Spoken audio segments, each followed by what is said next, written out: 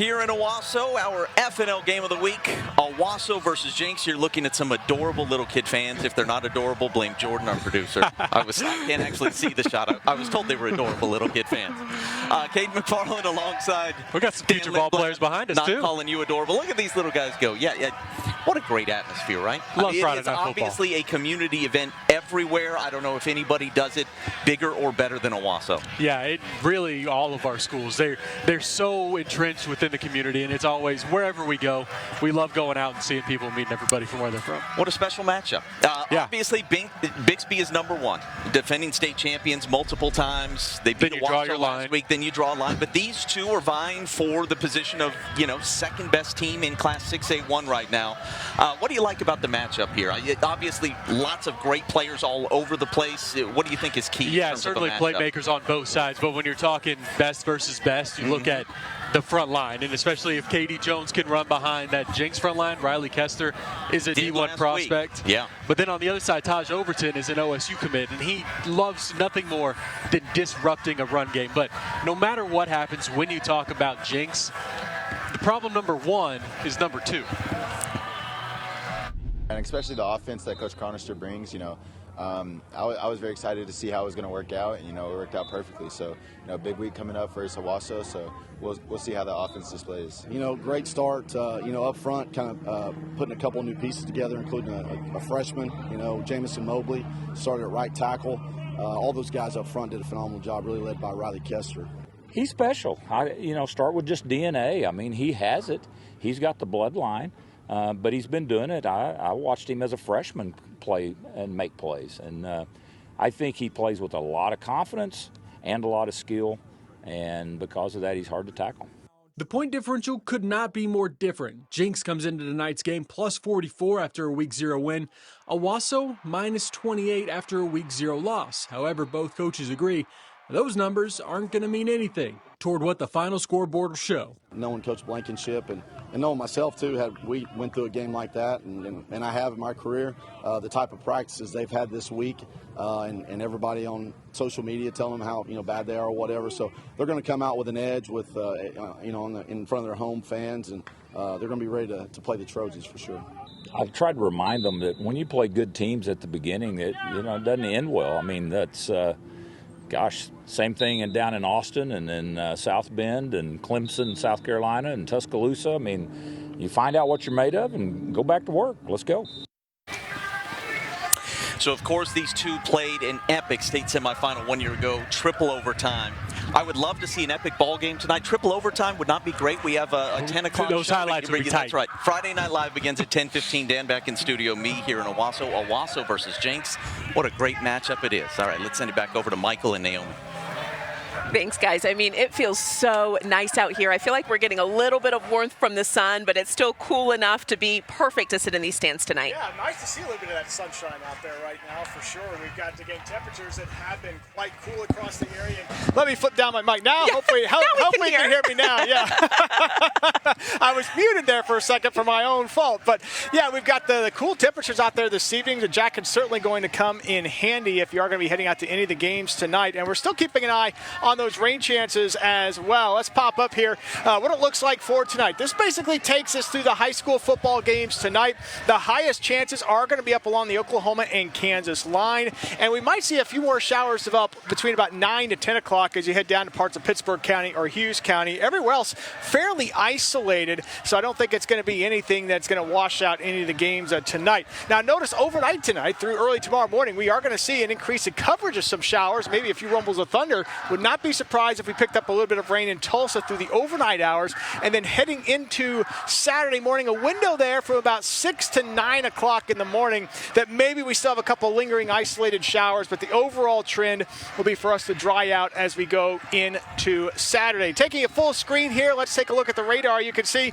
again, showers up along the Oklahoma and Kansas line. A few of those downpours earlier are moving on out, and we'll pan a little farther here to the south, and things are very quiet here to the south. We'll keep an eye on that shower chance increasing there in Hughes County or Pittsburgh County as we go through the evening hours. But some clouds out there. We got a little bit of sunlight filtering through here in Owasso at the moment, and so some of us might be seeing a little bit of sunshine, but again, again, those temperatures continue to run very cool and will remain cool into tomorrow morning. Probably going to need a jacket out there later tonight if you haven't grabbed it already, and definitely by tomorrow morning. Look at these low temperatures into the 50s and could flirt with some upper 40s up along the Oklahoma and Kansas line. How about that?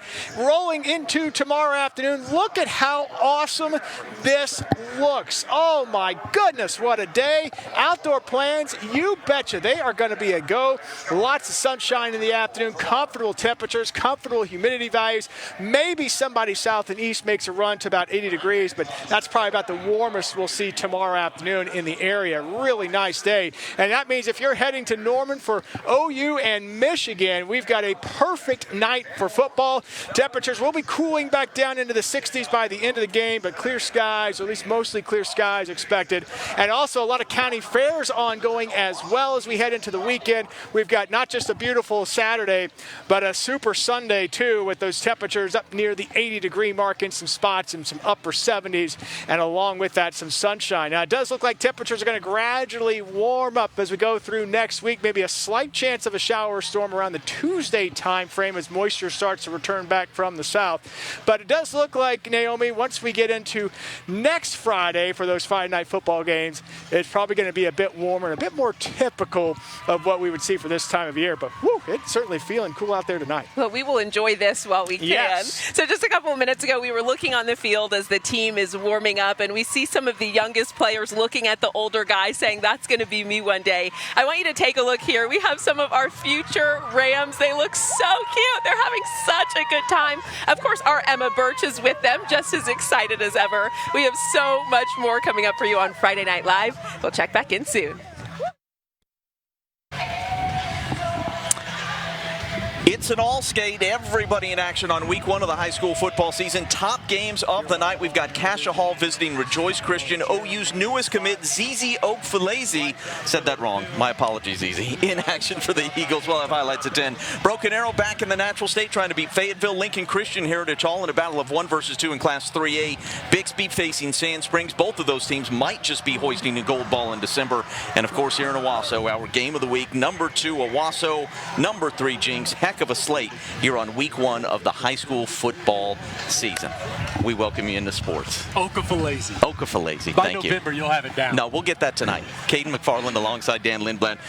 We have quite the ball game tomorrow in Norman. You and I are going to be there on Owen Field as the Sooners take on Michigan, what feels like the biggest game of the Brent Venables era so far. We've reached Friday, Dan. It's time for score predictions. What say you? I think it's important for the Sooners to get out in front early because Michigan's starting linebacker, essentially their Micah Parsons, is going to be suspended for that first half because of the ejection for the targeting against New Mexico.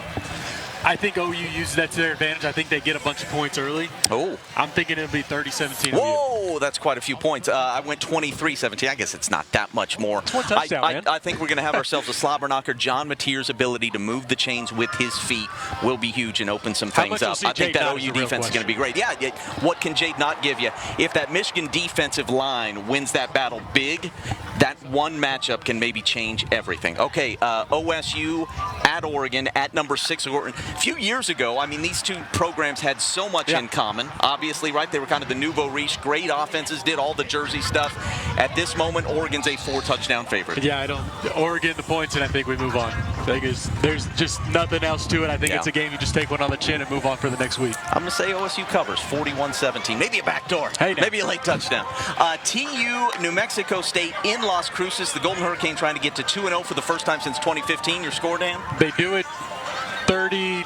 27-17. Very good. You like those numbers? The forecast number's even better. Let's send it over to Michael with our game day forecast.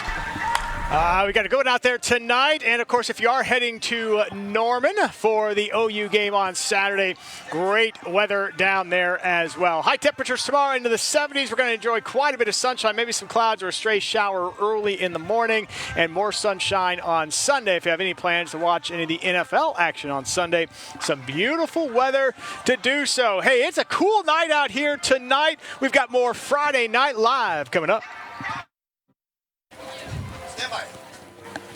Take a look at the field tonight. The football players just ran inside, just a minute or two to go, getting ready for this big matchup. You guys, this is a big game. 18-time state champions, the Wow. Jenks Trojans. New head coach Adam Gaylor.